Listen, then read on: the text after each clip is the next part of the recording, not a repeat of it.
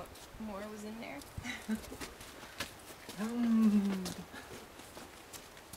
This is the Cob Oven, and it's that material, once again, just clay, sand, and straw. And you mix everything all together wet in the right proportions. It's like 30% clay and 70% sand, and then you add as much straw to it as you can.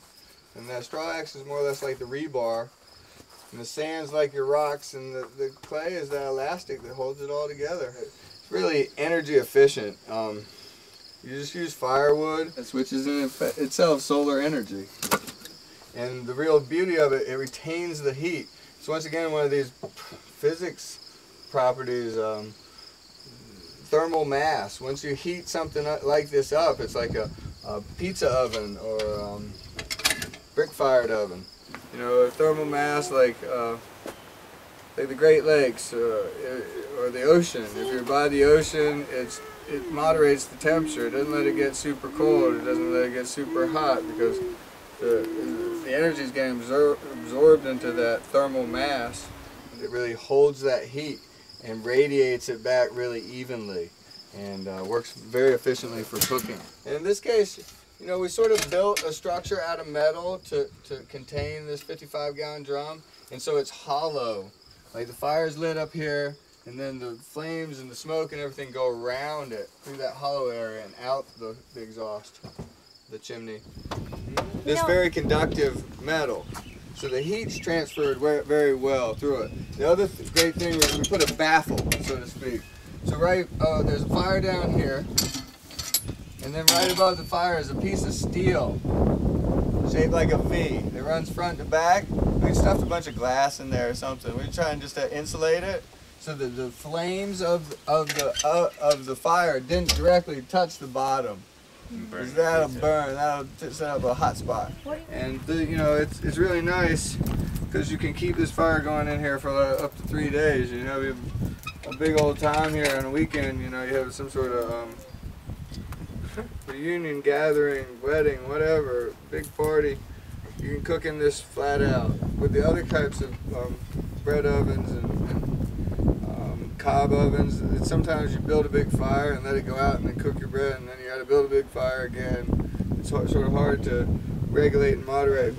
And this one is so great because you can control it so well because of the barrel design. It keeps the flames off of the food, so it's really easy to control what temperature, because different things cook at different temperatures.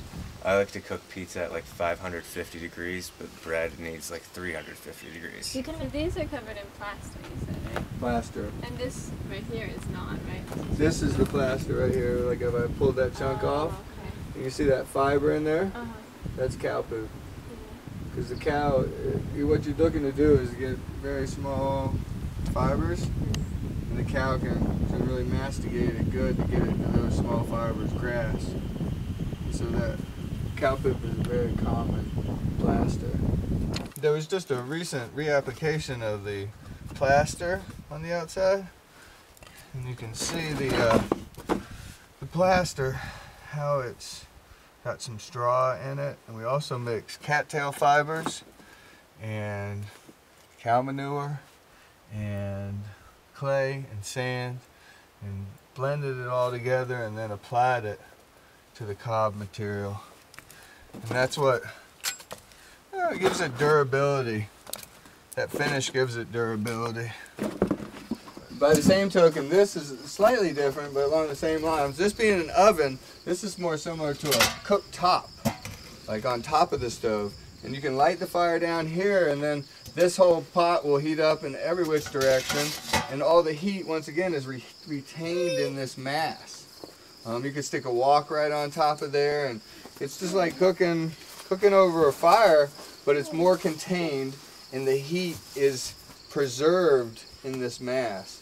So in a case like this, we could put 5-10 cups of beans in here and light a pretty good fire. You know, maybe use half of this firewood right here and light a pretty good fire, and that would get the water boiling, your beans boiling, and that would be plenty good to get your beans cooked. Because after it's boiling and then the fire sort of simmers down, that's sort of what you want for beans. You want to bring them to a boil and then, you know, simmer. And so your beans will be cooked, and when you come back 2 hours later, you just take this pot out and put your beans somewhere else, and then put rice in here, and rice will cook with just the residual heat that's preserved in here. So you don't even need to relight the fire. It's really neat. And the idea, the whole concept came from stoves in Argentina. There's tons of stoves in Argentina, right? Like this in people's backyards and in community centers. And this allows people to, you know, you can light a fire and do all your bread baking for the week. You invite the neighbor over then and have pizza and whatnot, but just keep it going. And the idea too is this is a great product for, you know, this community village scale system where if somebody wanted to bake bread for their family for the week or something, they could come do that at some point in time, and the fire's on, the next person could come in, they sort of line it up, schedule it, so you could share this type of oven, you know, minimal investment in firewood, and there would always be bread on the table.